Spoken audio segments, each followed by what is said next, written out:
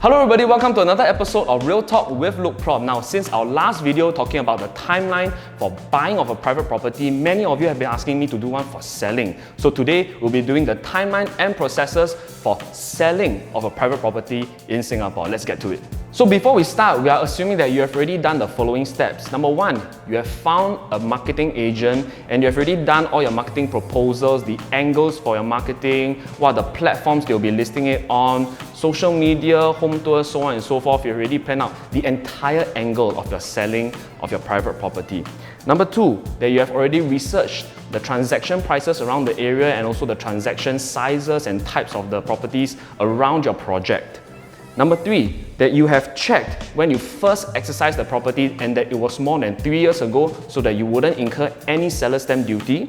Number four, that you are aware if you are incurring any penalties because you are actually redeeming your loan much earlier than expected, because some loan packages do have a lock-in period. And number five, whether you need a temporary extension of stay after selling your property and after the completion of the sale of property. So with all that out of the way, let's start first. Let's bring up the timeline. So once you market and you have found your buyers that will be agreeable to the price you want and the conditions you want, you're now ready to issue the option to purchase. And in exchange for the option to purchase, the buyers will actually pay you an option fee. Now this option fee, as a market standard practice, is usually 1% of your purchase price. Now, it's not a hard and fast rule. If you want a higher option fee, it's possible as well, especially if the buyers have some special conditions that you have to meet. So you take a 2% option fee as like a security, right?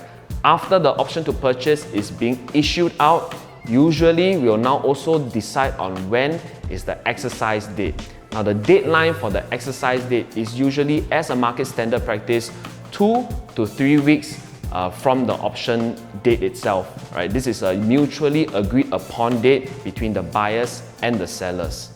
Now, in between this timeline, the buyers will go and search for their loan, right, to get their letter of offer. And in so doing, the banks will usually ask a valuer to head down to the property so that they can ascertain the value of your property. So do be prepared that the valuer will come into your property, take a look around the entire property, and then decide what is the value of your property. So once the valuation report is being generated and the buyers are happy with it, they are now ready to exercise the property.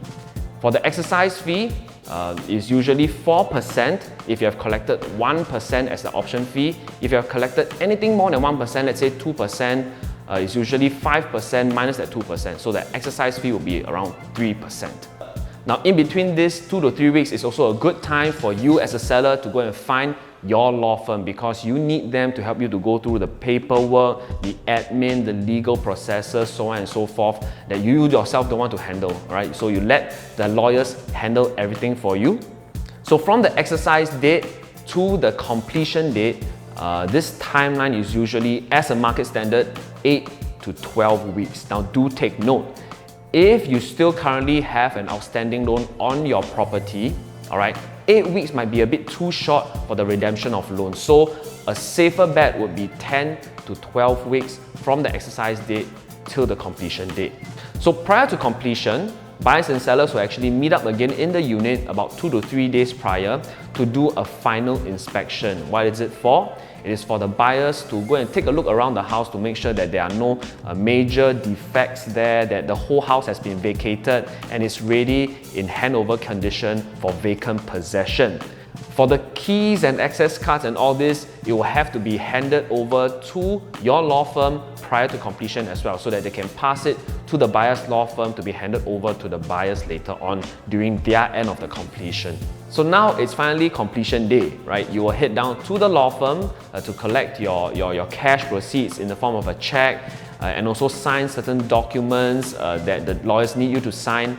And also your CPF proceeds will head back to your CPF OA account within 2 weeks from the completion date. So the entire timeline from start of the option date to the end of completion date is usually within 10 to 15 weeks. And there you have it. Congratulations, your property is now sold to a very, very lucky buyer and you have now freed your name for your next property purchase as well.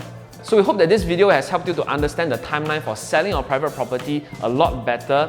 And if you have any other timelines that you want me to go through, leave it down in the comment section below. Special thanks to the kids that kept quiet throughout the whole shoot. And I promised them that I'll buy them ice cream if they keep quiet for the rest of the shoot. So I'm heading to buy the ice cream now. Bye.